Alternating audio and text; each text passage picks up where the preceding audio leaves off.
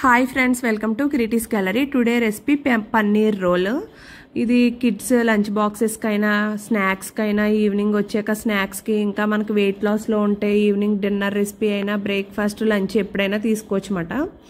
అయితే ఈ paneer recipe process అయితే ముందుగా ఈ పన్నీర్ని చిన్న చిన్న పీసెస్గా అయితే కట్ చేసుకుని కొంచెం పసుపు, ఉప్పు, కారం, గరం మసాలా, అల్లం వెల్లుల్లి పేస్ట్, కొంచెం పెరుగు వేసి మ్యారినేట్ చేసి పక్కన పెట్టుకోవాలి. ఇది కొంచెం అదే ఒక half an hour to 1 hour పక్కన పెట్టుకుంటే చాలా బాగుంటుంది. కానీ నాకు అంత టైం లేదన్నమాట. కిరీటి ఈవినింగ్ వచ్చిన తర్వాత ఏదైనా ఫ్రూట్ తింటాడు. ఇక్కడ వర్షాలు పడుతున్నాయి కదా, చల్లగా ఉండి ఫ్రూట్ వద్దు ఏదైనా వేడిగా చెయ్యి అంటే ఇంకా పన్నీర్ ఉంది అనేసి ఇంకా పన్నీర్ రోల్ అయితే చేసానమాట. ఈ పన్నీర్ మ్యారినేట్ చేసిన పక్కన పెట్టుకున్న తర్వాత స్టవ్ మీద ప్యాన్ పెట్టి ఆయిల్ అయితే యాడ్ చేసుకుని ఈ పన్నీర్ మ్యారినేట్ చేసింది ఉంది కదా ఇదైతే వేసి కొంచెం ఫ్రై చేశాను.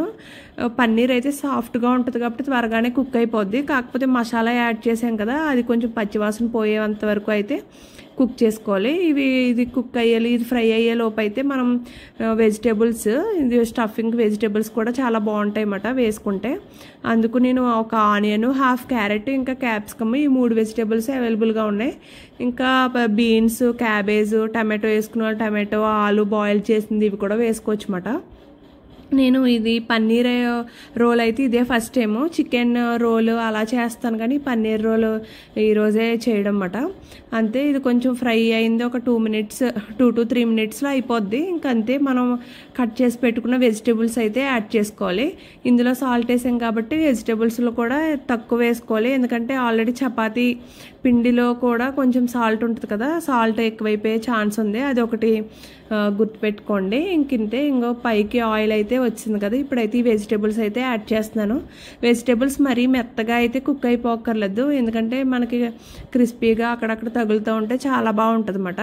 ఇది ఈ చపాతీ పిండికి వస్తే మామూలుగా మనం బయట అలా ఇంకా రిఫైన్డ్ ఫ్లోర్, అదే మైదాతో అయితే చేస్తారు, కానీ అది మరీ రిఫైన్డ్ కదా, అందుకని నేనైతే చపాతీ పిండితో అయినా బాగానే ఉంటుందని చపాతీ పిండితో అయితే చేశాను అన్నమాట.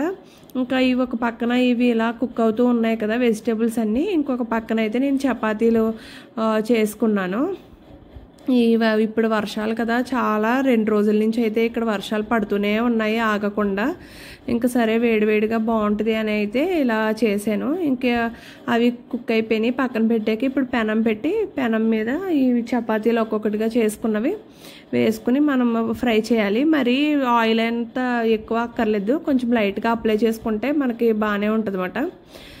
ఈ చపాతీ పిండి కలపడం కూడా కొంచెం ఆయిల్, సాల్ట్, ఇంకా కొంచెం నెయ్యి కూడా వేస్తే కొంచెం లైట్గా షుగర్ వేయాలి. అలా వేసి మనం చిన్నగా కలుపుకుంటే చాలా బాగా సాఫ్ట్గా అయితే వస్తుంది అన్నమాట ఈ చపాతీ పిండి. లేకపోతే హార్డ్గా అలా వచ్చేస్తే, అంటే కొంచెం కాసేపు అలా పక్కన పెట్టుకుంటే మెత్తగానే వస్తాయి, కాకపోతే వెంటనే వేయడం కదా, అలా చేసేటప్పుడు ఇలా అయితే చపాతీలని కలుపుకోండి. ఇంకా చపాతీని ఒకసారి ఇలా ఒక సైడ్ తిప్పాం కదా, ఇప్పుడు అయితే ఆయిల్ అప్లై చేసుకోవాలి. ఆయిల్ అప్లై చేసుకుని ఇటువైపు కూడా తిప్పి ఇటువైపు కూడా ఆయిల్ అప్లై చేసుకుంటే ఇంకా చపాతీ అయితే రెడీ అయిపోతుంది కదా. ఇంకంతే, ఈ చపాతీ రెడీ అయిన తర్వాత ఈ మధ్యలో స్టఫ్ అయితే పెట్టి ఇంకా రోల్లా చేసి ఇచ్చేయడం అన్నమాట. మనం ఎప్పుడు తీసుకున్నా వెయిట్ లాస్లో అయినా ఒకటి తీసుకుంటే సరిపోద్ది.